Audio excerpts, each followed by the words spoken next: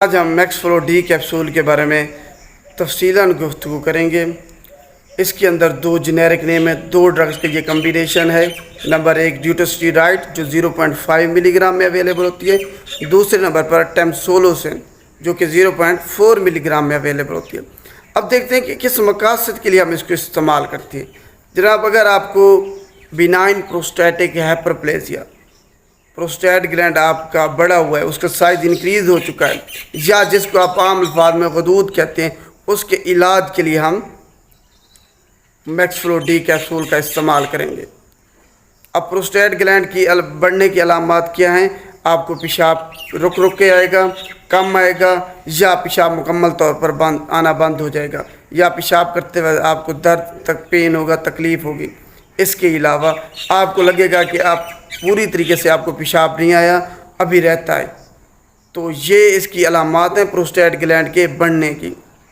تو یہ ساری علامات تکالیف آپ کی میکس فلو ڈی کیپسول دور کر دے گا۔ آپ نے آپریشن کی طرف کبھی بھی نہیں جانا، سرجری کی طرف۔ اگر آپ دوسرے کیپسول میکس فلو یا وہ کیپسول جن کا جنیرک نیم ٹیمسولوسن ہے وہ استعمال کر رہے ہیں، تو آپ ڈیوٹاسٹیرائڈ پلس جو ہے نا ٹیمسولوسن استعمال کریں۔ آپ کی جو بینائن پروسٹیٹک ہائپرپلیزیا غدود کا مسئلہ ہے یہ حل ہو جائے گا، ختم ہو جائے گا۔ تو آپریشن کی طرف کبھی بھی آپ نے نہیں جانا، یہ آپ نے ذہن میں رکھنا ہے۔ آپریشن صرف آپ سرجن کو اس کی یعنی کہ مفت کے اس کے مزے کرا دیتے ہیں، آپ کو وگرنہ کوئی فائدہ حاصل نہیں ہوتا۔ ہاں، اگر میکس فلو ڈی سے بھی آپ کو فائدہ نہ ہو، آپ کا پیشاب دوبارہ اسی طریقے سے رک کے آ رہا ہے، تب آخر میں جو ہے نا سرجری کا آپشن ہوتا ہے، وگرنہ اس سے پہلے آپ نے یہ کیپسول لازمی استعمال کرنا ہے آپریشن سے پہلے۔ یہ یاد ذہن میں رکھ لیں آپ۔ اب دیکھتے ہیں کہ کون لوگ اس کو استعمال نہیں کر سکتے۔ بچے استعمال نہیں کر سکتے، عورتیں بے شک وہ حاملہ ہیں یا دودھ پلا رہی ہیں وہ بالکل اس کو استعمال نہیں کر سکتی۔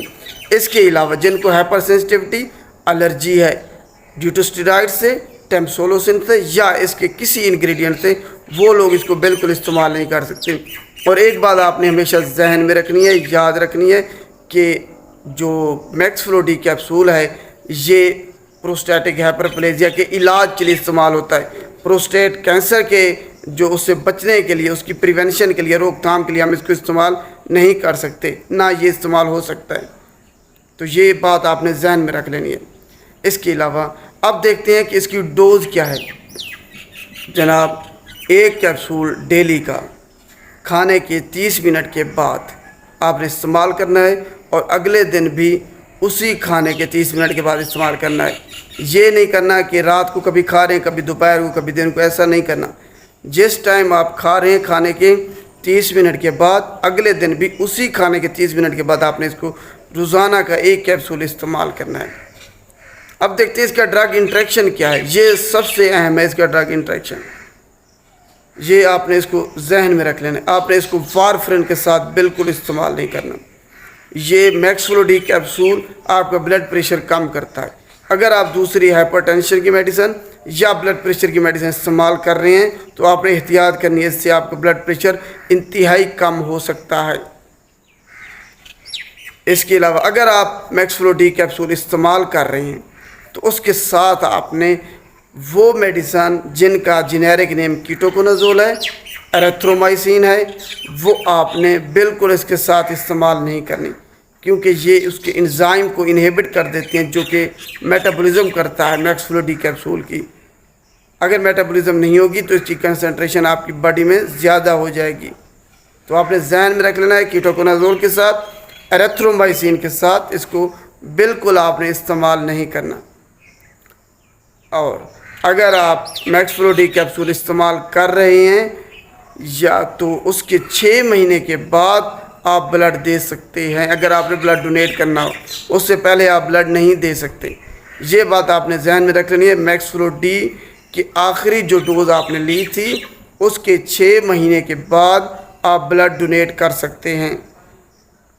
اس کے علاوہ اگر آپ کا آنکھوں کا مسئلہ ہے، آنکھوں میں موتیا ہے اور اس کی آپ آپریشن کرا رہے ہیں، سرجری کرا رہے ہیں، تب آپ نے آنکھوں والے ڈاکٹر کو لازمی بتانا ہے کہ آپ میکس فلو ڈی آپ نے کیپسول استعمال کیا ہے یا آپ نے کیا تھا۔